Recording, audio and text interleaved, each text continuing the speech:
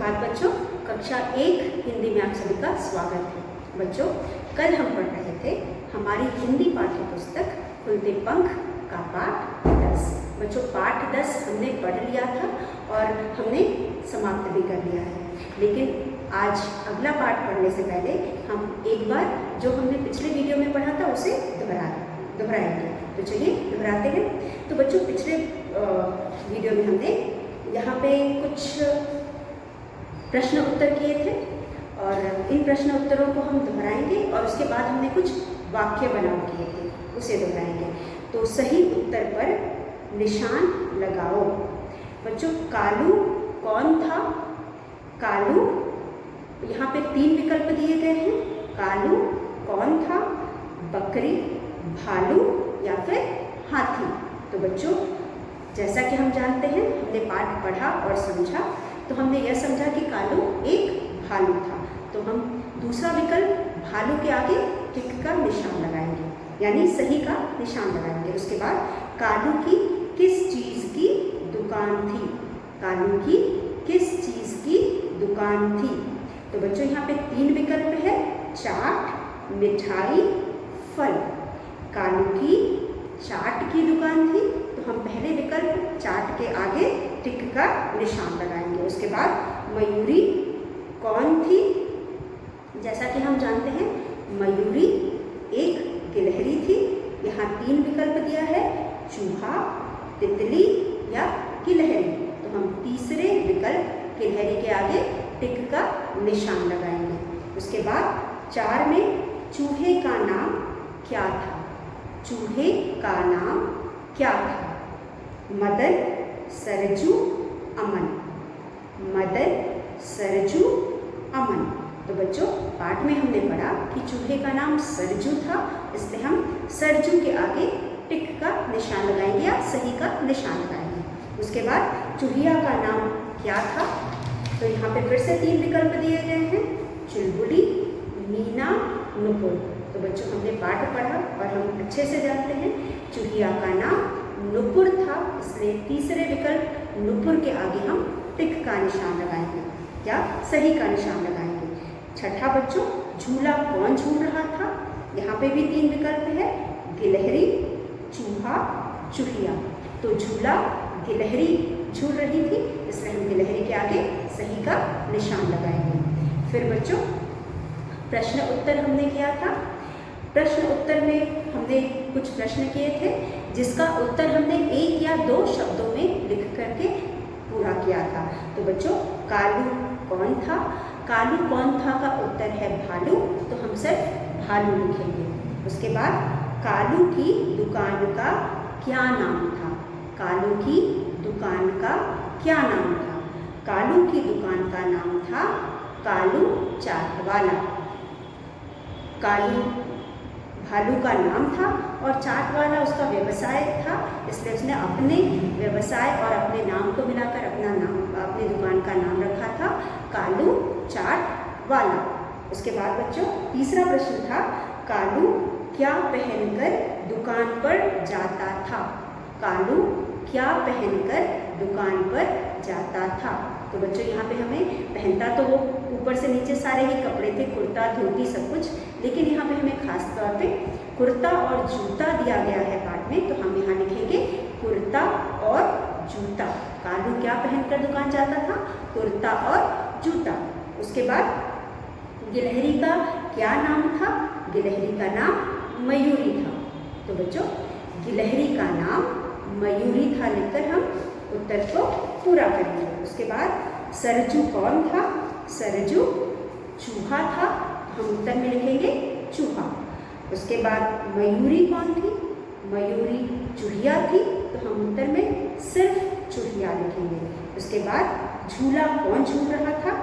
झूला गिलहरी झूल रही थी और गिलहरी का नाम मयूरी था, तो हम यहाँ पे मयूरी गिलहरी लिखेंगे। उसके बाद कालू चाट किससे बनाता था? तो बच्चों, जैसा कि हमने पाठ में पढ़ा, हमने देखा भी कि वहाँ पे कई फलों के चित्र बने हुए हैं और उन्हीं फलों को काट करके मयूरी कालू फलों का चाट बनाता था। तो हम यहाँ लिखेंगे और किन किन फलों का चाट बनाता था? आलू, कचालू, अमरूद, तरबूजा और खरबूजा। तो इन फलों का कालू चाट बनाता था। उसके बाद वह चाट कैसे ही बनाता था? तो वह चाट जो बनाता था वो चटपटी होती थी, इसलिए हम सिर्फ लिखेंगे चटपटी। तो बच्चों यह थे प्रश्न उत्तर। उसके बाद हमने कुछ शब्दों को शब्दों का वाक्यों में प्रयोग किया था। जैसे कि हमने यहाँ पे पहला वाक्य बनाया था दुकान। तो बच्चों मैंने आपको बताया था दुकान से आप कोई भी वाक्य बना सकते हैं। मेरे घर के पास मिठाई की दुकान है, मैं फल और सब्जियाँ दुकान से लाता हूँ, और मेरे पापा दुकान जाकर सामान लाते हैं। तो आप जो भी चाहो वो भी वही वाक्य बना सकते हैं, लेकिन वाक्य सही होना चाहिए। जिस शब्द से हम वाक्य बनाते हैं हमें उस वाक्य से वह शब्द का अर्थ स्पष्ट होना चाहिए या एकदम समझ में आना चाहिए। तो बच्चों, और वाक्य बहुत लंबा नहीं होना चाहिए, छोटा होना चाहिए, और उतने में ही हमें शब्द का अर्थ समझ में आना चाहिए। फिर उसके बाद है फल। हमें रोज़ फल खाना चाहिए। फल हमारे स्वास्थ्य के लिए अच्छा होता है, और फल खाने से हमें बीमारियां नहीं होती, या हमारी शरीर को फल हमारी शरीर में हमें बीमारियों से बचाते हैं, वगैरह वगैरह बहुत सारे लिख सकते हैं। फल हमें पेड़ों से मिलता है, पेड़ हमें फल देते हैं। आप कोई भी वाक्य बना सकते हैं। चटपटी चाट चटपटी होती है, और या फिर चटपटी चीज़ें मुझे बहुत पसंद हैं। तो आप जैसा भी चाहो वैसा वाक्य बना सकते हो। मज़ा, चाट खाकर मज़ा आता है। आप जो भी वाक्य बनाना चाहें आप इस तरह से वाक्य बना सकते हैं। तो बच्चों, इस तरह हमने पाठ 10 बड़े ऊ की मात्रा समाप्त कर लिया। उससे संबंधित पाठ कालू चाट वाला भी हमने पढ़ लिया, उसका अभ्यास भी कर लिया। तो बच्चों, बड़े ऊ की मात्रा बड़े ऊ के बाद जो स्वर है वह है स्वर वर्ण है वह है री। तो बच्चों, हम अपने अगले पाठ में पढ़ेंगे री की मात्रा।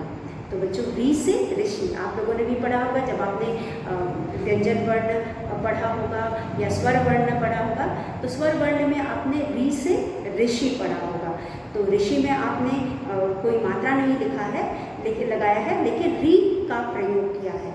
तो यहाँ पे हम चलिए देखते हैं री से हम कैसे री की मात्रा हम कैसे व्यंजनों पर लगा करके शब्द बनाते हैं। तो हमारा अगला पाठ है पाठ 10।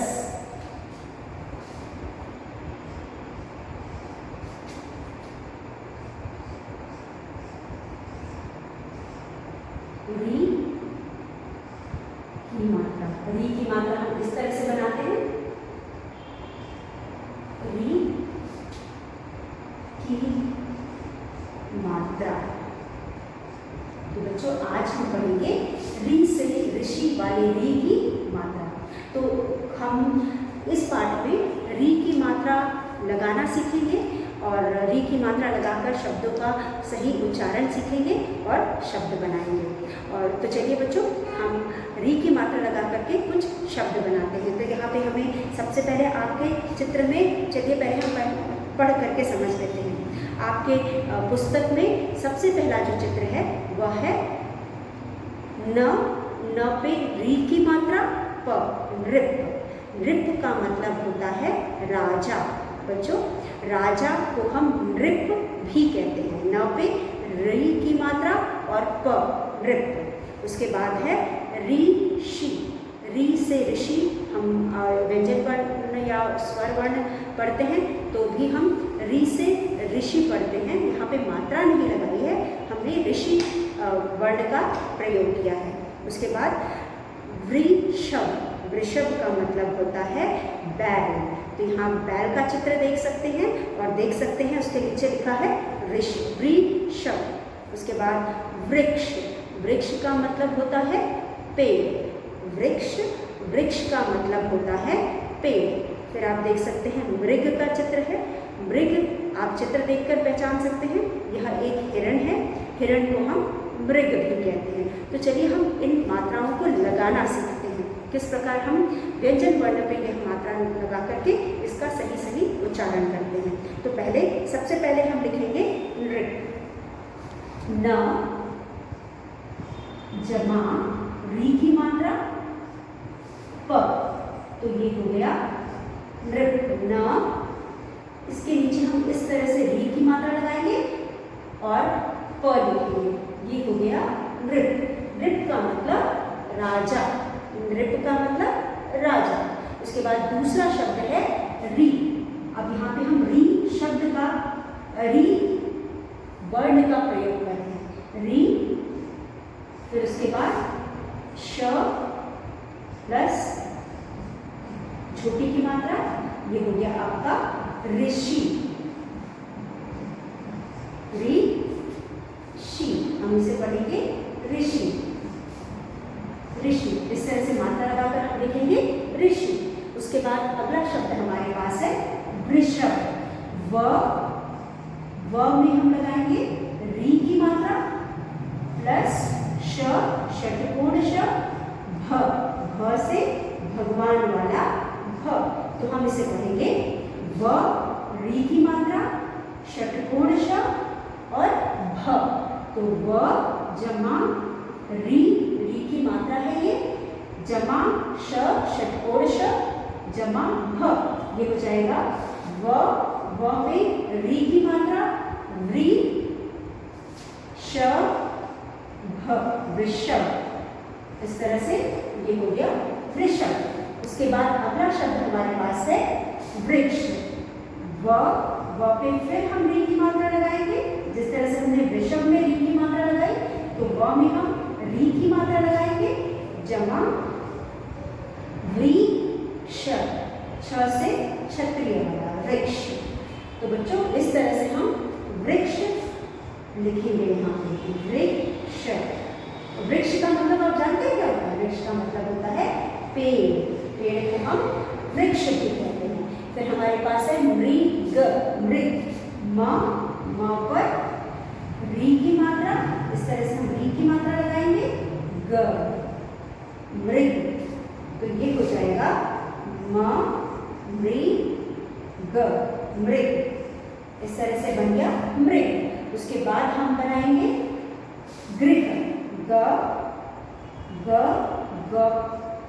पे री की मात्रा, गृह। गृह का मतलब जानते हैं बच्चों क्या होता है? गृह का मतलब होता है घर, गृह का मतलब घर। तो बच्चों इस तरह से हम किसी भी शब्द पर री की मात्रा लगा करके शब्द बना सकते हैं। तो ये बना न री की मात्रा री प, नृप। री श पे छोटी की मात्रा ऋषि, ऋषि मतलब साधु संत जो होते हैं उन्हें हम ऋषि कहते हैं। व री की मात्रा श भ, ऋषभ, वृषभ। फिर है व री की मात्रा क्ष, वृक्ष, वृक्ष।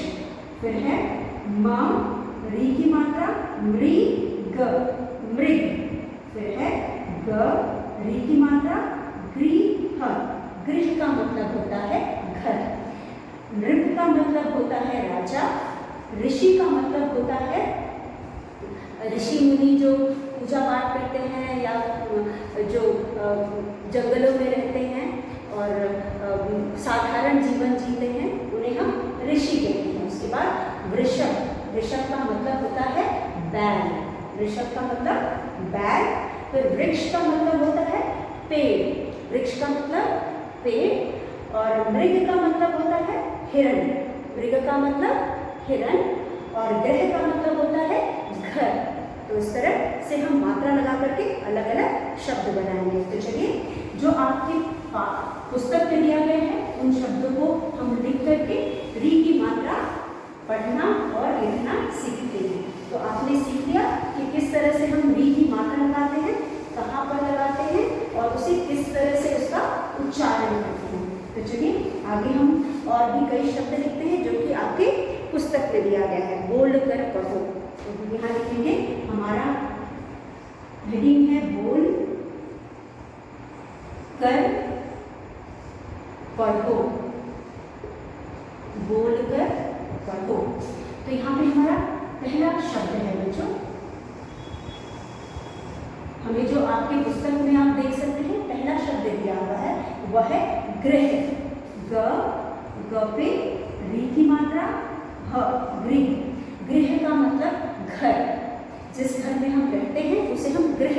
घर के अलावा गृह भी कह सकते हैं। उसके बाद है तृण। त के नीचे हम र उड़ाएंगे इस तरह से और ड़, तृण। बच्चों तृण का मतलब होता है घास। तृण का मतलब होता है घास। उसके बाद है घृत।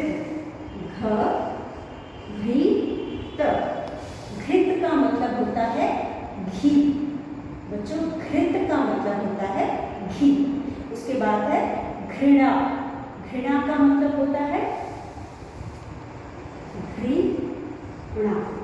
घृणा का मतलब होता है किसी चीज से को नापसंद करना या नफरत करना। तो घृणा का मतलब होता है किसी चीज को नापसंद करना। उसके बाद हमारे पास है मृदु। मृदु का मतलब होता है मृदु। म पे री, द पे छोटी की मात्रा, मृदु। मृदु का मतलब होता है कोमल या मुलायम। मृदु का मतलब होता है कोमल या मुलायम।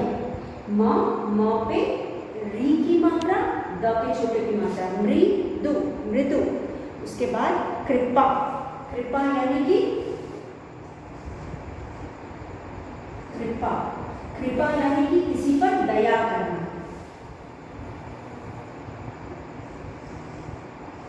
क के नीचे री की मात्रा, प पे आके मात्रा पा। कृपा मतलब किसी पे दया करना और किसी प्रकार की मदद करके किसी भी तरह की दया करना या मदद करना कृपा हो गई। उसके बाद हमारे पास सृजन। श्री अब 3 शब्द वाले, 3 अक्षर वाले शब्द।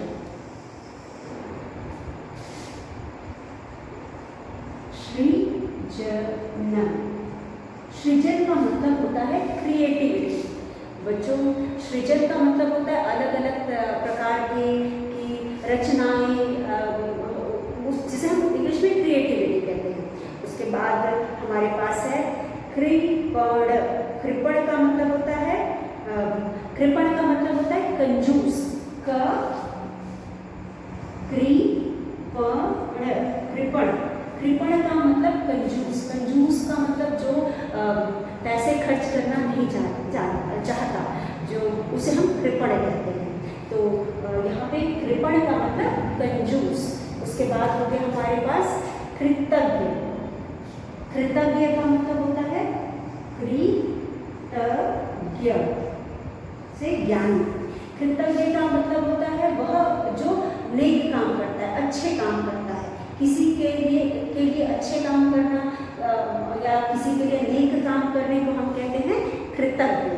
उसके बाद है अमृत। अमृत का मतलब होता है अमृत।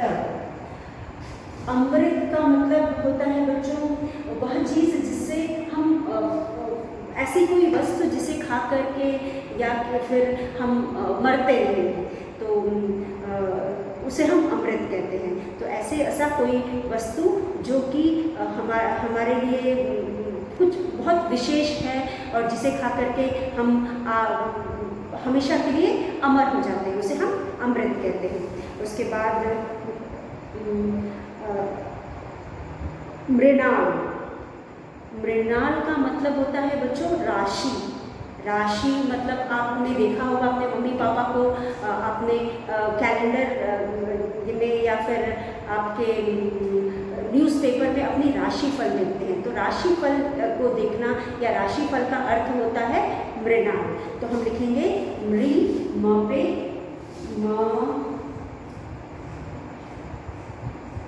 मृणाल, यानी कि अपना भविष्य वाणी वगैरह जो पेपर में निकलते हैं कि हमारा दिन कैसा रहेगा, हमारा सप्ताह कैसा रहेगा, यह सब राशिफल कहलाती है। हम अपने राशि के हिसाब से क्या हमारे साथ होना है वो सारी चीज़ें देखते हैं, उसे हम मृणाल कहते हैं। उसके बाद बृहद। बृहद का मतलब होता है बहुत बड़ा। बृहद विशाल, वेरी बिग। बृहद। ब्री, यहाँ पे हमने री की मात्रा लगाई है, ब्री पे बृहद। बृहद का मतलब होता है बहुत बड़ा या विशाल। विशाल का मतलब बहुत बड़ा। उसके बाद हमारे पास है कृपाण। कृपाण का मतलब होता है कटार। कटार एक तरह का औजार होता है या टूल होता है। तो कृपाण,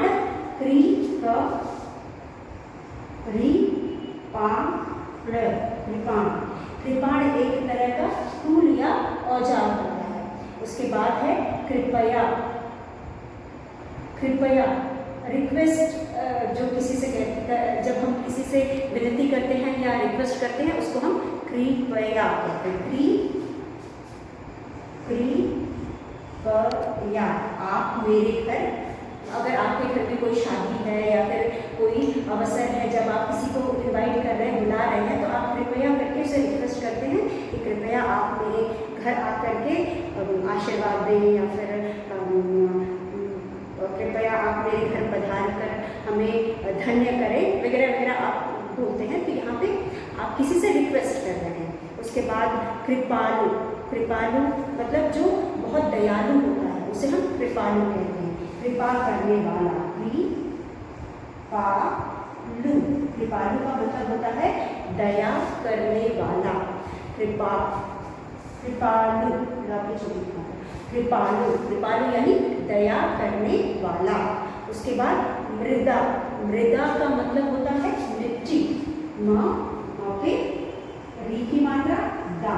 मृदा का मतलब होता है मिट्टी। मृदा का मतलब मिट्टी। और मृतक, मृतक यानी मरा हुआ। मृतक,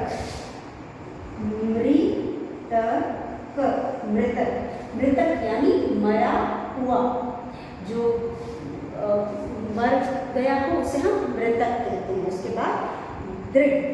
दृढ़ यानी नेत्र। दृग, दृग मतलब नेत्र। द पे री की मात्रा दृग, दृग मतलब नेत्र। उसके बाद है वृथा। वृथा, वृथा,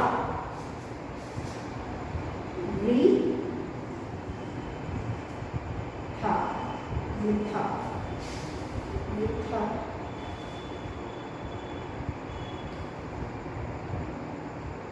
वृथा मतलब व्यर्थ में। वृथा का मतलब होता है बिना मतलब के या व्यर्थ में। तो वृथा, वृथा का मतलब बिना मतलब के या व्यर्थ में। उसके बाद गृहपति। गृहपति का मतलब होता है गृहपति। ग्रह का मतलब होता है घर और पति का मतलब होता है स्वामी। तो गृहपति मतलब घर का मालिक, जो जिस घर में रहता है वह उसका मालिक होता है, तो उसे हम गृहपति कह सकते हैं। तो बच्चों यहाँ पे हमने कुछ शब्दों को देखा जिनमें हमने गृह की मात्रा लगानी सीखी और उसे पढ़ना सीखा और उसका मतलब भी जाना, क्योंकि यह शब्द हम रोज़मर्रा की ज़िंदगी में बहुत कम इस्तेमाल करते हैं, थोड़े मुश्किल हैं और आप लोगों के लिए तो और भी ज़्यादा कठिन है, इसलिए हमने इसके अर्थ को भी समझा। तो चलिए एक बार फिर हम इसे दोहराते हैं। तो बच्चों हमारा पहला शब्द है गृह। ग के नीचे री, देखिए हम कैसे लगाते हैं। ये है री की मात्रा, ग के नीचे ग लिखा हमने। ग लिखने के बाद हमने यहाँ पे इस तरह से री की मात्रा लगाई, तो ये हो गया गृह। गृह का मतलब होता है घर।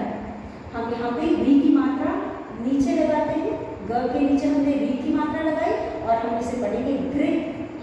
गृह, और गृह का अर्थ होता है घर। जिस घर में हम रहते हैं उसे हम घर के अलावा गृह भी कह सकते हैं। उसके बाद त के नीचे हमने री की मात्रा लगाई और हम इसे पढ़ेंगे त्रिड़।